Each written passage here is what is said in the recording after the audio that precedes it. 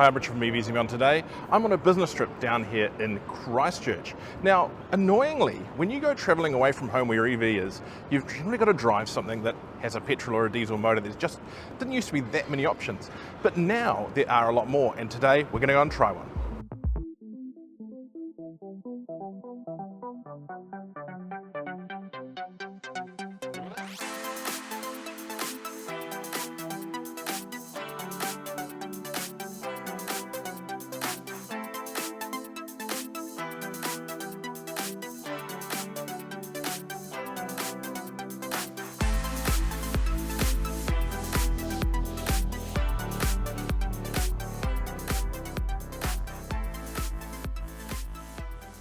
Lovely day here in Christchurch outside, and this is our car for the day. It is a new Kia Niro EV. That's a bit exciting for me because I've never actually driven one yet. There hasn't been a press car around, and so renting one for me is really one of the only ways to give it a go. Now, Christina here from Europe Car is going to tell me a little bit about the car and also what the kind of electric renting experience is like. So, Christine, come on and tell us what do I need to know about this Kia Niro EV before I take it away? So the main question that our customers always ask is, how do you charge it? The range on it when you get it fully charged is between 400 to 420 kilometers. So perfect for a day trip, 2-day trip. You can even push it to a 3-day trip. If you need to charge it, the charging port is just at the front here. You open it just like a normal petrol one. You can just press it in and it'll pop out, and just take the cover off the front here, and you can plug the charging cable straight into there. And to close it, just close it. Now, just another tip for charging as well, the car has to be unlocked to activate this too. We have 2 charging cables in the boot. Now, one is a 3-point charger, which is your basic plug-in to a normal outlet, but it does take a long time to charge the car, so you want to ideally leave that on charge for the full day or overnight. And there's another cable in case you go to a charging station and they don't have the cables there. Type 2 to Type 2 cable, bring your own cable. Yes, yeah. So that's both in the boot as well. Now, do you supply accounts for chargers with your car, or do you suggest people get their own charging account, that kind of thing? Yeah, so we suggest people download the PlugShare app. That will show them where all the charging stations are, and all the pricing depends on where they're going to go and charge the car. No worries at all. And what's the feedback been from people that you're here at Christchurch Airport regularly? I mean, what's the feedback? People like taking the electric cars out? Are they really popular, particularly, I guess, for one-day business trips rather than the holiday kind of traveller? Yes, so definitely the more quick day trips are people that are around for no more than 2 to 3 days. They enjoy the convenience of not having to fill it up with petrol when they bring it back, because it does cost quite a bit. So if they can just quickly bring it back without being fully charged, then that works for them. So none of that horrible thing that you always have to deal with the rental car, and that is, and it's really bad here in Christchurch, trying to find a fuel station on the way to the airport at the last minute when you're running late and the last thing you want to do is sit and charge your car, so you don't have to bring it back fully charged. So awesome, fantastic. Well, I'm going to get on the road and give us a go, and I'll see you later on today when I'm done. Cool, thank you. Fantastic. Enjoy. Thank you.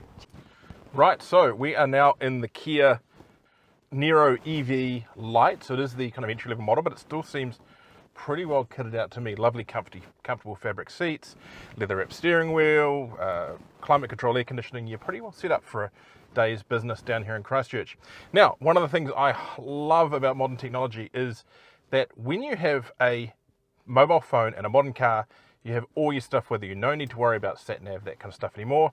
Just make sure you bring the right cable, plug that in, plug in your phone, and you've got Apple CarPlay all ready to go, or Android Auto if you are that way inclined. You can find your way to your meetings using the nav. Fantastic. So, what does going electric for your rental cost? Well, get this, it can actually be cheaper than renting a petrol car from the start. In the case of this Niro, the base price is $80.50 a day, plus insurance. And to get the equivalent petrol vehicle, a Kia Stonic, would be $90.85 per day. That's great value.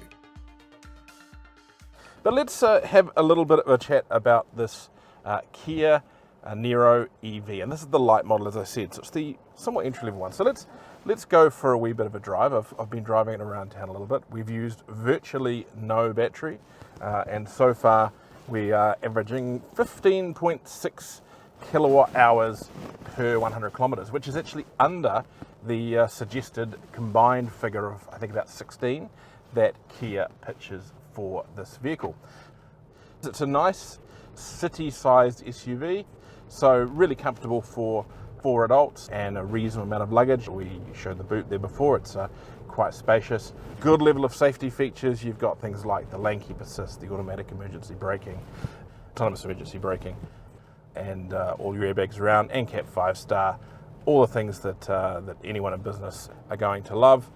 Really impressed that even though it's entry level, it's got dual zone climate control, something I'm a huge fan of, particularly on a warm Christchurch day like today. Range wise, 460 kilometres WLTP. Now, a lot of people, of course, will say WLTP is very rarely close, and I think that's why Europe Car, certainly their team, were keen to point out it's about a 400 kilometre car. Yeah, it drives nice. The ride is firm but comfortable. The power, 150 kilowatts of power, and I think about 255 newton meters of torque. Look, it is zippy. It's more than zippy enough out there. So what does it cost? Now, if you are to buy one, it is $68,990.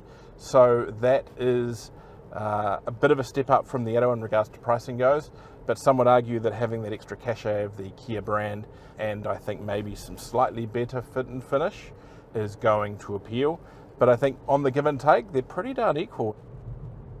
Now, we're almost back at the airport, and I just want to remind everyone, one of the best things about renting an electric rental car is you don't have to fill it up. It's a huge bugbear of mine.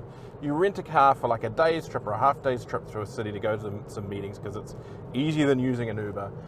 You go around, a few hop arounds, you use next to no gas, the needle's still showing is full, but you've still got to stop and fill it up. And in Christchurch, that's not easy. The gas stations are kind of either side of the main way to the airport. Now, should you rent a car for a business trip for a few days? No problem at all. There are plenty of charging stations around.